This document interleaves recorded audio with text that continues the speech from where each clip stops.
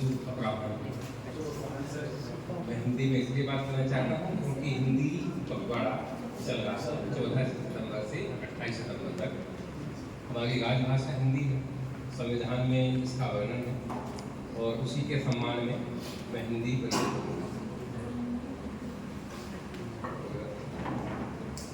आज सबसे पहले मैं अपने आप को भाग्यशाली और सम्मानित और गौरवान्वित महसूस करता हूँ क्योंकि इस एक अच्छी और उत्पादकता भी इस कार्यशाला में मुझे आमंत्रित किया गया।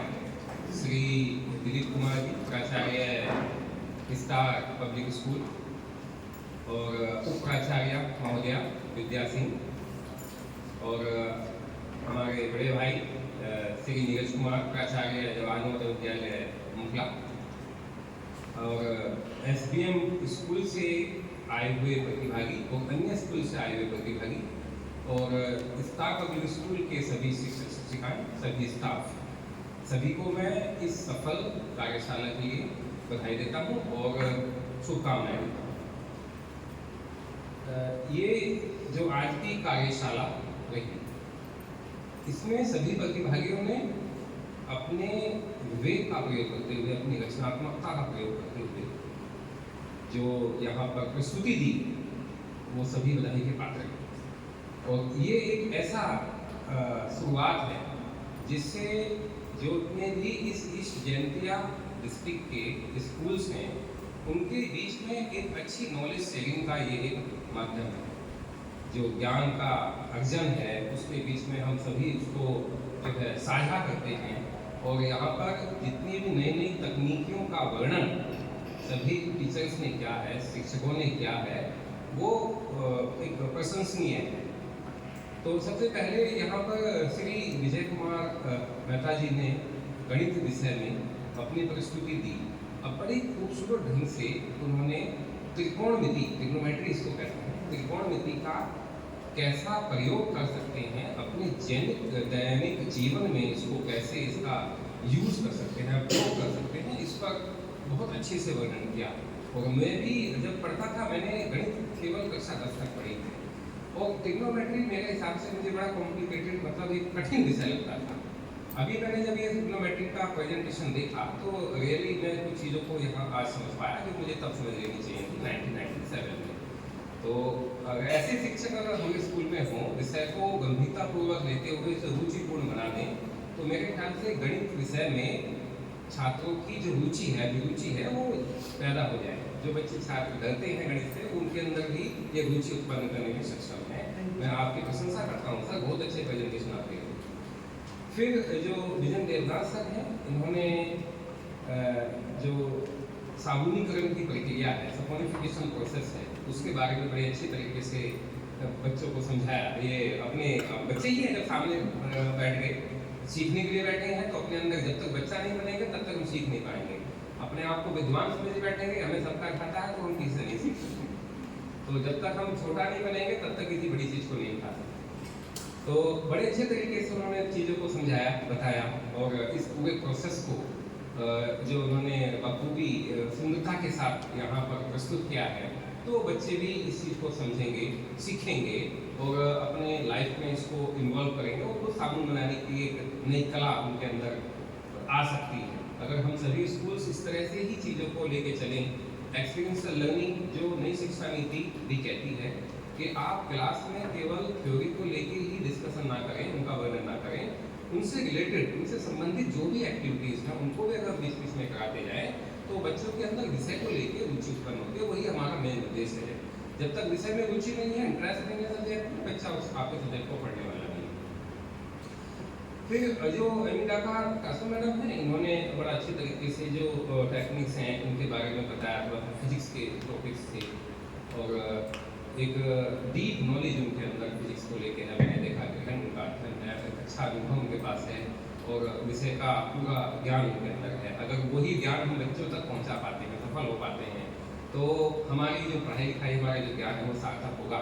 It will be significant if we are transferring the knowledge, transferring the concept into the minds of the young childs. तो वो अच्छा होगा अगर बच्चों के लिए वो एक्टिविटीज़ इसमें शामिल की जाएँ। और फिजिक्स एक ऐसी चीज़ है जो हमारी लाइफ में मेरे ख्याल से सबसे ज़्यादा यूज़ में आती है, हमारे चलने में, बोलने में, खड़े होने में, जहाँ जहाँ भी आप देखें, जितने भी हम व्हीकल्स यूज़ करते हैं, जो मोबाइल फ़ोन यूज़ करते हैं, तकनीक का जहाँ भी इस्तेमाल है वहाँ फिजिक्स है। तो फिजिक्स हमारे जीवन का एक मुख्य विषय है और उसको हम जीवन में हमेशा उपयोग करते हैं। तो बहुत अच्छे तरीके से उन्होंने बताया। और इसके बाद तो जो जोइनी फावा जी हैं, इन्होंने जो बात की थी इस टाइम मैथमेटिक्स में, तो मैथमेटिक्स को लेके बहुत सारे कंसेप्ट इसमें थे और बड़ी इनोवेटिव अप्रोच उनकी है। और मैं चाहूँगा कि इसको कंटिन्यू करें और बहुत अच्छे से इन्होंने प्रेजेंटेशन इनकी रही और एनर्जेटिक्स हैं, कॉन्फिडेंट हैं और चीज़ों को डिलीवर करने में उनकी अपनी एक्सपर्टाइज है। तो they should keep it up in the class also. और हमारे यहाँ केसु और परमेश्वर सिंह जी हैं, इन्होंने इनका तो मैं देख रहा था तो बड़ा अच्छा लगा और बात की थी इन्होंने इस पर मोटिवेशन पर। भाई मैं इस पर कहना चाहता हूँ कि मोटिवेशन के बिना अगर आपने क्लास में जाके पहले 5 मिनट मोटिवेट नहीं किया तो आपकी पूरी 40 मिनट की क्लास बेकार है। मतलब उनको पहले जगाना होगा और रुचि उनके अंदर उत्पन्न करनी होगी, बनानी होगी। विदाउट मोटिवेशन एक ऐसी चीज़ है जो एक शब्द ये नहीं इस्तेमाल करना चाहिए, गधे को घोड़ा बना सकती है।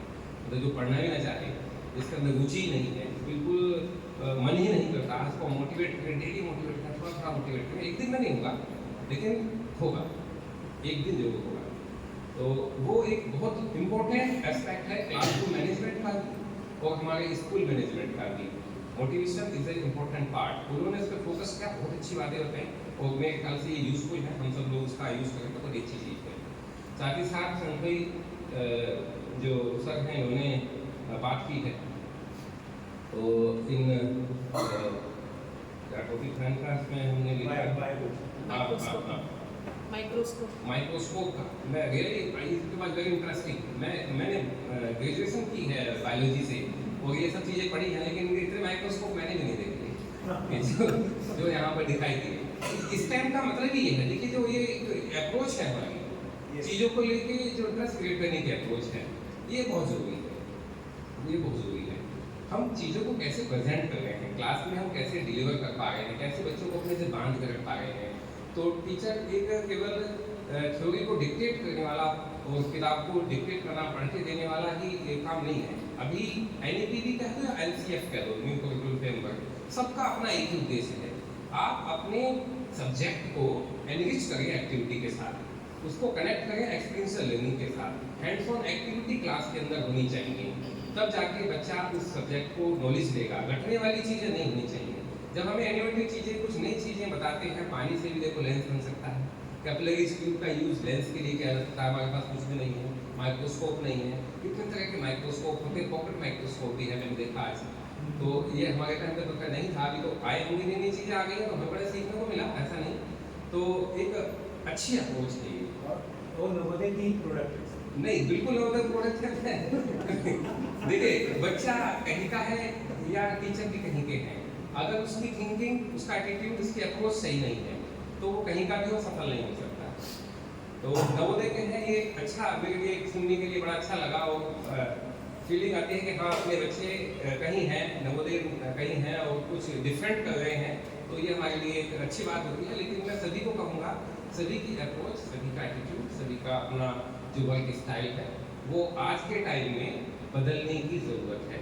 जो पुरानी पद्धति, पुराने सिस्टम एजुकेशन के चलते थे वो अब काम नहीं करेंगे। हमें अपने माइंडसेट को चेंज करना होगा, क्लासरूम डिलीवरिंग जो है, क्लासरूम ट्रांजेक्शन जो है, उस पर थोड़ा वर्क करना होगा, तब जाके हम कहीं टिक पाएंगे, वरना बहुत जल्दी की चीज़ें। एक बार एक वर्कशॉप की थी शायद IDP पे, हमने यहीं पर की थी, तो मैं तब भी मैंने यही बात कही थी कि हम वैसा क्लास में करने की कोशिश करें जैसा हम अपने बच्चे के लिए चाहते हैं। हमारा बच्चा जब तक पढ़ता है कि उसको कोई टीचर कैसे पढ़ाए, और जब हम एक अच्छा कंटेंट डिलीवर करके क्लास से निकलते हैं, बच्चों के चेहरे बताते हैं कि हम कितने सक्सेसफुल हैं। हमारा एलिवेशन वो सामने वाले बच्चे कर देते हैं, उनको लगता है इतनी जल्दी कैसे टाइम हो गया आज।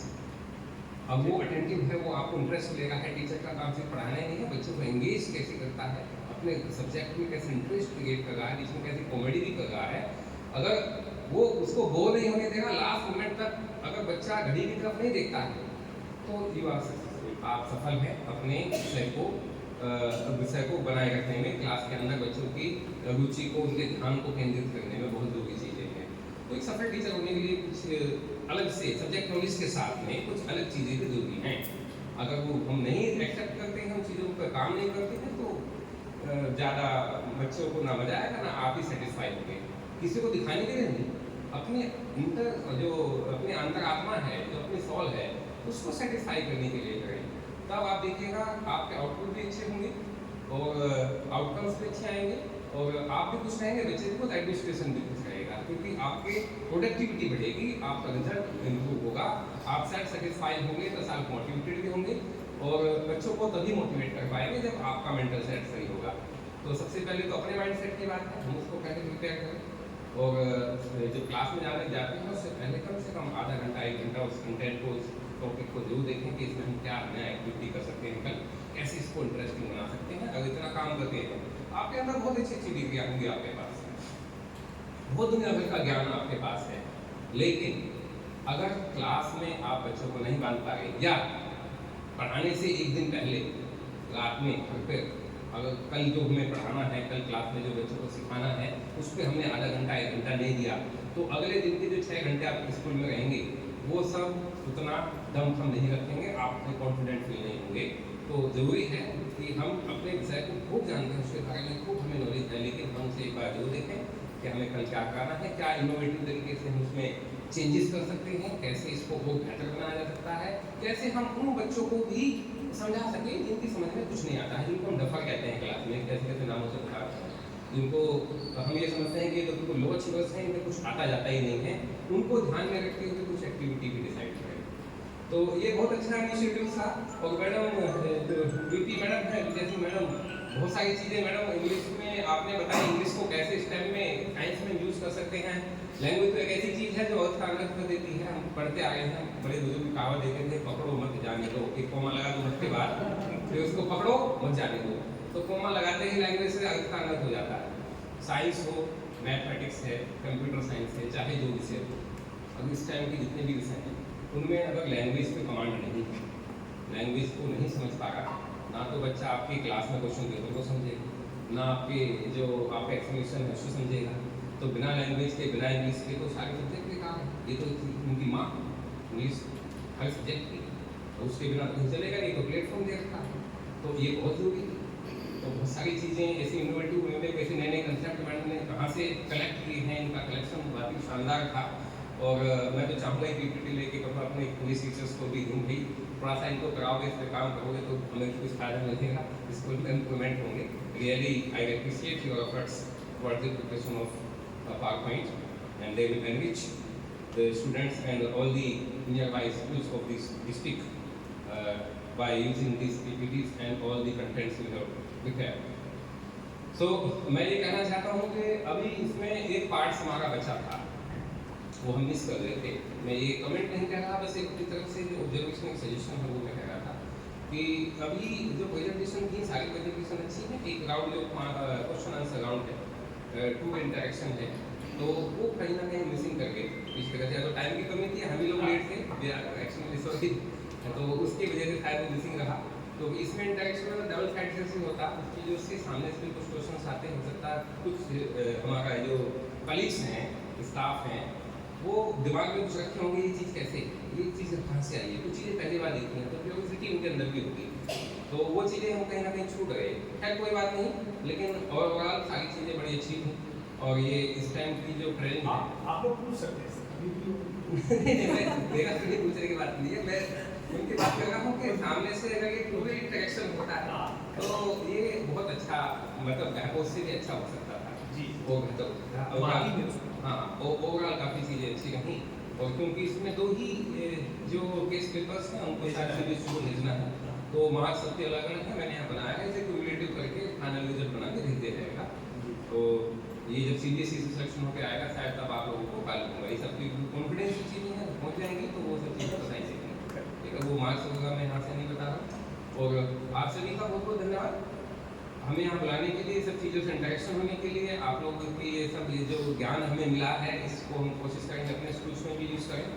और ये एक अच्छे इनिशिएटिव्स हैं CBSE की तरफ से और हमारे बड़े भाई दिलीप कुमार जी की तरफ से भी, कि इन्होंने इस सब चीज़ों को सोचते हैं, चीज़ों को इम्प्लीमेंट करते हैं, क्या क्या नई नई चीज़ें स्कूल में इम्प्लीमेंट करते हैं। हम सोचते हैं तब तक ये इम्प्लीमेंट कर देते हैं, पता नहीं चलता कि हम वेटिंग करके अपनी हाई अथॉरिटीज़ का कि वहाँ से लेटर आएंगे तो हम देखेंगे। ये अपना फ्री माइंड है, फ्री हैंड है। आपसे जब सबसे पहले आप ही से पूछते हैं। पूछना एक अलग बात है, पूछना नहीं है, वो हमें इन्फॉर्म करना है, हमें बता देते हैं कि ये चीज़ें भी हो रही हैं, ये चीज़ें भी करनी है। तो हम आपको बड़े भाई की तरफ से देखते हैं तो हमेशा उसी तरह से आपसे काफ़ी चीज़ें सीखते हैं। तो बहुत अच्छा रहा सर, और सभी को मेरी तरफ से बहुत बहुत धन्यवाद, शुभकामनाएं। आपका दिन शुभ हो। जय हिंद, जय भारत।